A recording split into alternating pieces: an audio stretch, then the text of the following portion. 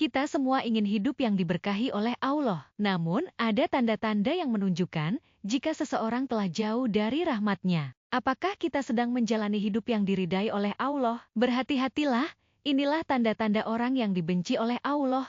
Tanda pertama, sombong. Sombong adalah sifat yang paling dibenci Allah. Kesombongan menutup hati dari kebenaran dan menjauhkan kita dari sesama. Allah berfirman bahwa Dia tidak menyukai orang-orang yang sombong dan membanggakan diri mereka sendiri. Sombong adalah ketika kita merasa lebih baik dari orang lain, merasa tidak perlu Allah, atau merasa lebih pintar, lebih kaya, atau lebih mulia. Padahal, segala sesuatu yang kita miliki adalah pemberian dari Allah. Rasulullah mengingatkan bahwa siapapun yang memiliki kesombongan sebesar biji sawi tidak akan masuk surga. Maka, periksa hati kita, apakah kita merendahkan orang lain atau enggan menerima nasihat? Tanda kedua, iri hati dan dengki. Iri hati dan dengki adalah penyakit hati yang berbahaya. Ketika melihat orang lain mendapatkan nikmat, kita merasa tersiksa dan menginginkan hal yang buruk terjadi pada mereka. Allah tidak menyukai orang yang iri dan dengki. Perasaan ini membuat kita tidak bersyukur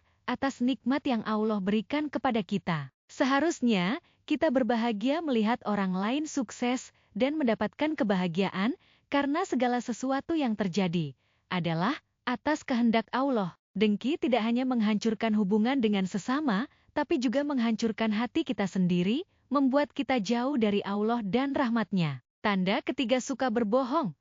Allah sangat membenci kebohongan. Setiap kali kita berbohong, kita menjauhkan diri dari kebenaran dan merusak kepercayaan orang lain. Berbohong, baik dalam hal kecil atau besar, adalah tanda bahwa hati kita tidak bersih. Kebohongan menghancurkan hubungan, baik dengan manusia maupun dengan Allah. Orang yang terus berbohong akan sulit untuk kembali ke jalan yang benar. Rasulullah bersabda, jauhilah kebohongan, karena kebohongan akan membawa kepada kejahatan, dan kejahatan membawa kepada neraka. Jadilah orang yang jujur, meski terkadang jujur itu sulit, karena kejujuran membawa kita lebih dekat kepada Allah.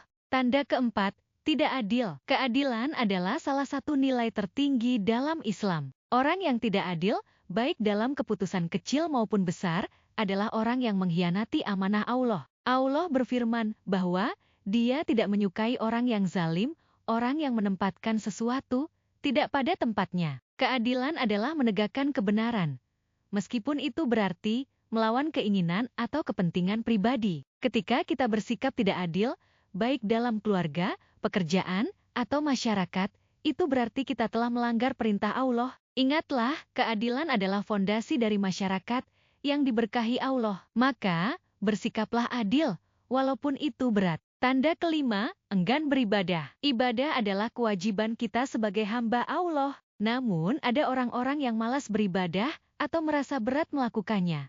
Allah menciptakan kita untuk beribadah kepadanya. Namun, jika kita enggan melaksanakan kewajiban ini, itu tanda bahwa hati kita telah jauh darinya. Sholat, puasa, membaca Al-Quran, semua ini bukan hanya ritual, tetapi penghubung antara kita dan Allah. Ketika kita malas beribadah, itu adalah tanda bahwa kecintaan kita pada dunia melebihi kecintaan kita pada Allah. Allah membenci orang yang lalai dari ibadahnya dan lebih mementingkan urusan dunia. Tanda keenam, merendahkan orang lain. Merendahkan orang lain adalah tanda kesombongan dan keangkuhan.